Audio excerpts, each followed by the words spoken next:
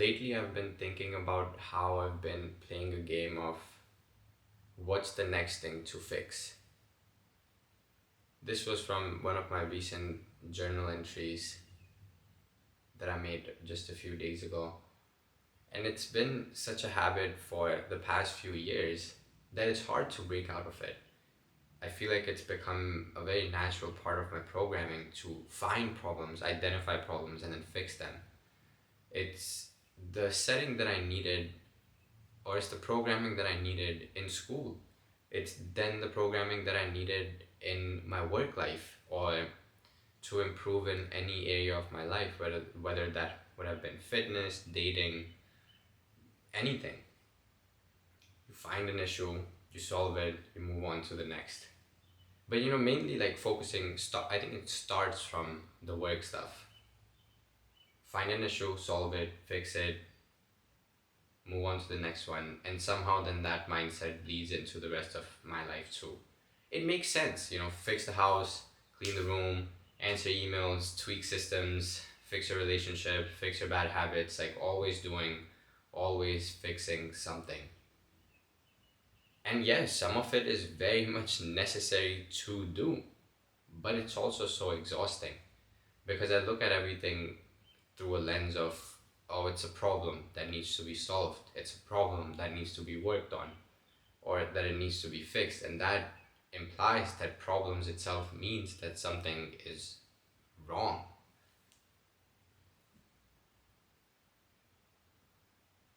When I have everything I've ever wanted from life, and maybe nothing is really wrong, and these problems really are privileges, like actual privileges.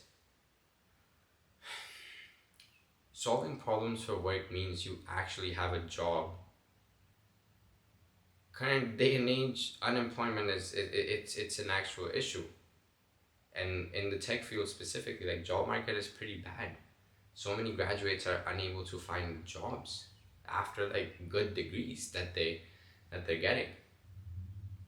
So having problems to solve for a job means that you actually have a work, something you're working towards, and something that's paying your bills, hopefully. In my case, I mean, it is paying the bills. Like when I do my stuff for my PhD program. The mess in the kitchen, it means that I have food. The mess in my house or like at my place, it means that I have roof, like I have shelter, like I can come back to a grounding space that I can call mine. And that's also a privilege because not everyone around the world has that. The task list, it means I have something to work towards. The constant motion, constant hustle and bustle, it means that I'm alive and I'm able to feel these things. I'm able to feel all these emotions, the stress, the adrenaline, but also the peace that comes with after solving a problem, and the gratitude I feel for facing the challenge head on. Relationship issues, it means like I have some sort of love in my life. Like I said, all of these things are such privileges because not everyone gets to experience these. And even as humans, like it's such a privilege to experience the spectrum of all of this. I've lived this cycle before though. Like when I worked my tech job, which was from 2022 to 2024, so for almost 2 years, it was a stressful job. Sometimes it was like 50 plus 60 hours a week type shit. That wasn't always the case though, like let me preface that. But it was stressful. There were always issues to be solved, so there's always something to be done. And it was the same game. You wake up, you work, you solve one problem, then another. The only difference is the types of problems I'm solving. Different environment, same mindset. And this is something that I've been like actually thinking about and reflecting on since I think September or October of 2024. Almost, so like a few months, and you can go back and watch my videos on like how I thought about that. And I visit my videos and I'm like, damn, like in some ways I still feel the same, but in other ways I don't, and I've moved past some of the feelings or some of the emotions and I've let go of them. And it's honestly like such a I think that's probably like one of the reasons why I document my reflections, is so I can see how they evolve, because change is the only constant, really. But that different environment and same mindset thing, it's like, dude, it's weighing kind of heavy on me because I, that means that even if the situation now, like I leave or I move or I change the external situation now, there's no guarantee that internally that's going to cause a shift, which then comes back to the discussion of when you want real change in your life, it really comes internally. Like it starts internally, it starts from within. Like if you're not able to change your outlook, your perspective, your beliefs, and let go of self-limiting things or self-limiting beliefs and step into more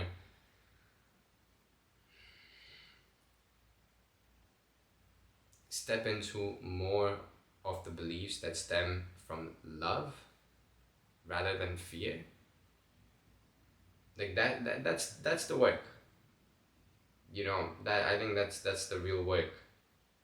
So now I'm trying to catch myself in that one split second of silence between the thoughts, even though my brain goes at like 100 miles per hour, where there's just thoughts and thoughts and thoughts and thoughts and thoughts. But that's the practice of meditation, is you have these thoughts, but how often are you gonna be willing to just observe and bring yourself back into the present moment, no matter how hard it is, no matter how crazy your emotions are going because of all the problems you have in life. Like, how much can you bring yourself back to this present moment right now? Because that is really all you have.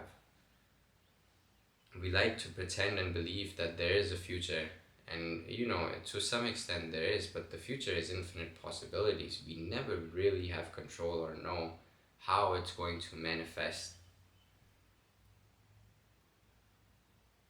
And if you're worried about the past, then you're stuck in the past and you're emotionally reliving that same situation again and again and again.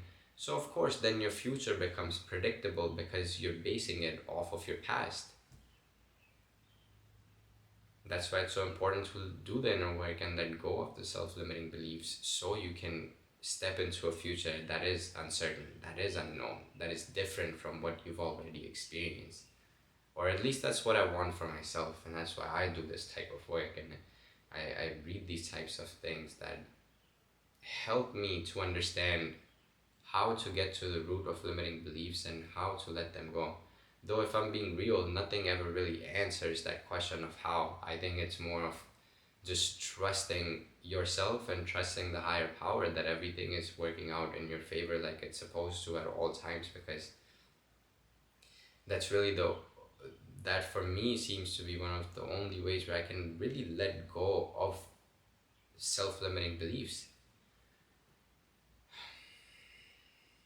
And that was a tangential side note, but bringing yourself back to the breath, that is how I try to remember that when I take this one breath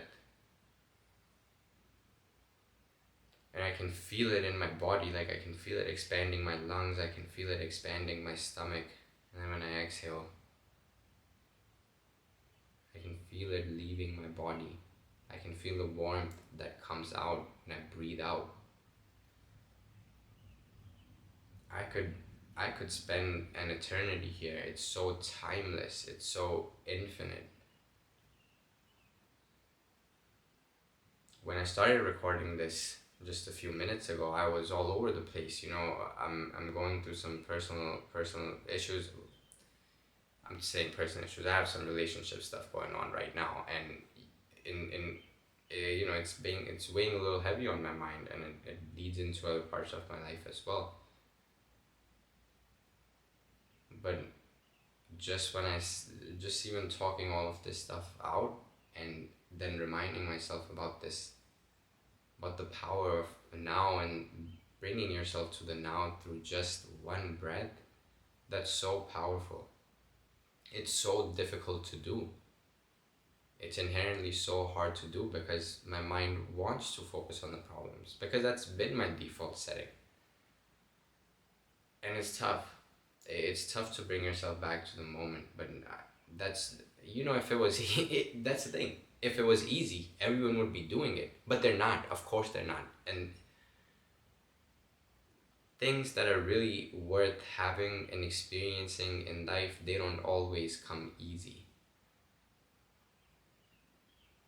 But I also think there's a sweet spot of you don't have to resist or fight for these things either. But everything we ever chase, or everything that I've been chasing, has already been present within me, and I just had to look inwards. And I feel like at 24 years old, almost 25, I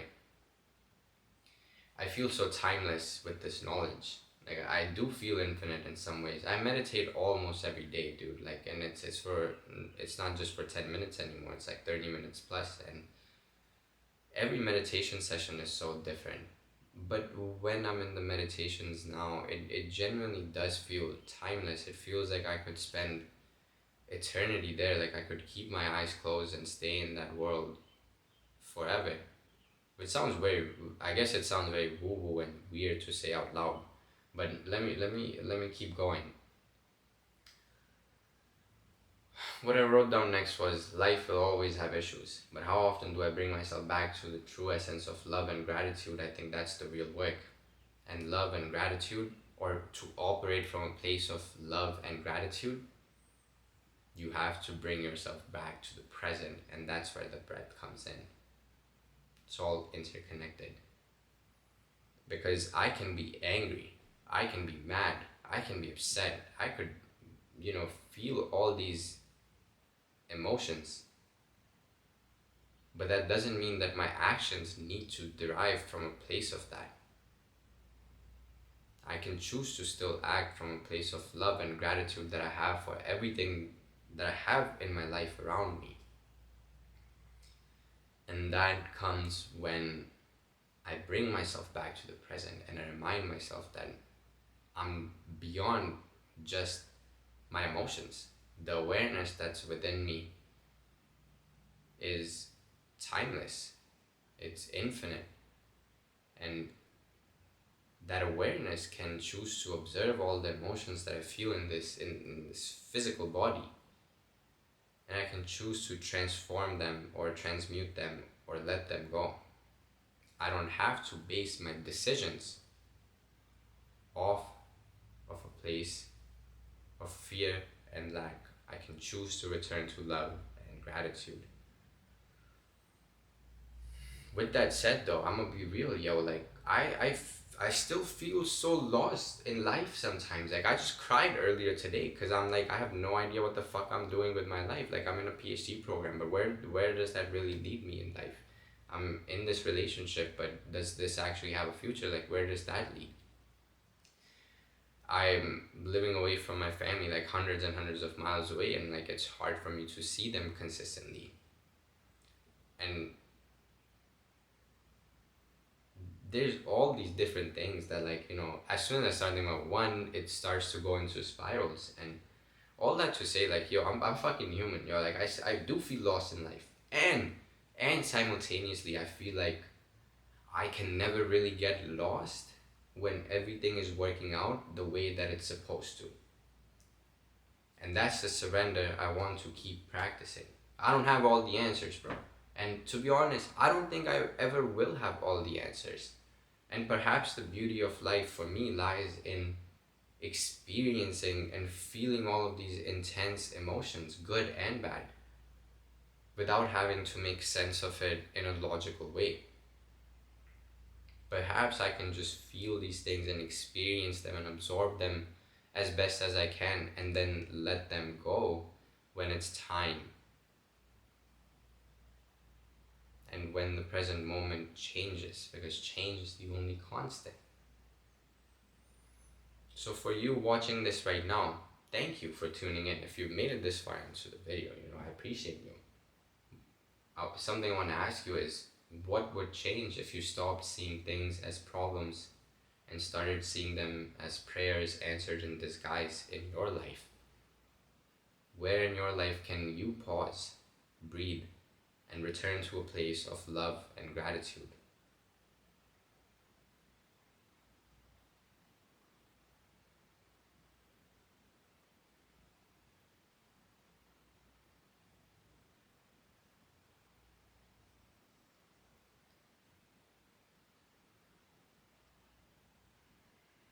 brain started going different places. Breathing or focusing on one breath brought myself back to the present. With that said, I appreciate you tuning in genuinely. I really hope you got something out of the video, and let me know if you have any thoughts or anything made you think of in your life, something you're working through. Let me know in the comments below, or DM me on Instagram. Anyways, I will see you in the next one.